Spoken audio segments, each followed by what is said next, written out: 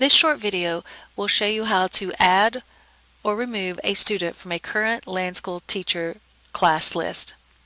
After you've loaded the class list, click on Administer, One-to-One, and Manage Class List.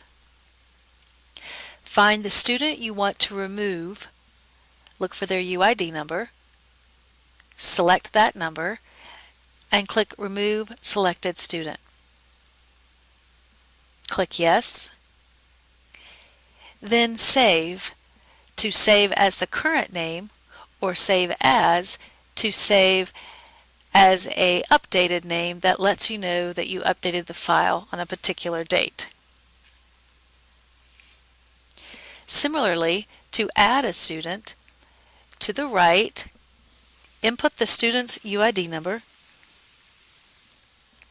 and click Add Student manually. Once the student number has been added, click Save to keep the current saved name, or Save As to update the file name to show that you've updated this file on a particular date.